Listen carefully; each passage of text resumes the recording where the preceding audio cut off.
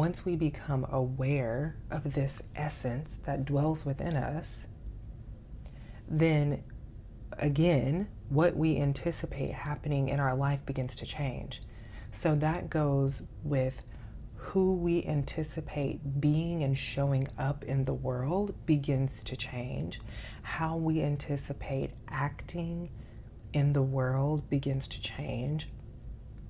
What we anticipate experiencing in our life begins to change. Okay? Instead of anticipating disappointment, now, that doesn't mean that we won't experience disappointment, right? That doesn't mean that people won't disappoint us, but something that Kyle Cease says, he's a teacher, I would say he's a spiritual teacher, someone that I've enjoyed listening to over the last few years.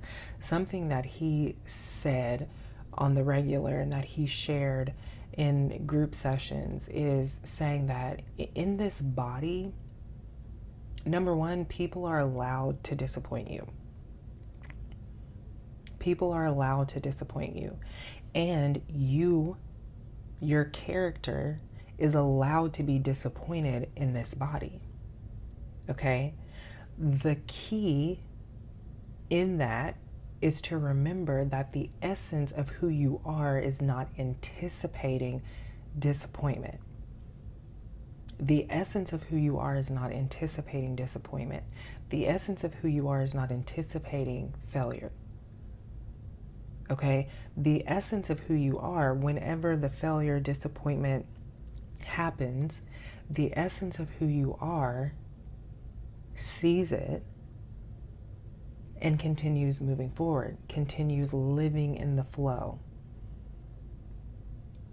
It is your character that gets caught up in the disappointment. It is the character that you have allowed yourself to be over-identified with that gets caught up in the disappointment, that gets caught up in the failure, that allows the failure, the disappointment, the heartache, the tragedy, the trauma to define your life experience.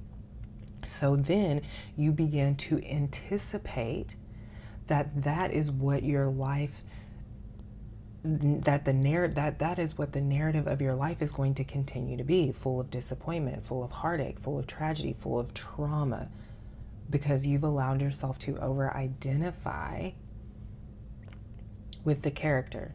And the character holds on to the stories, to the narratives, to the past,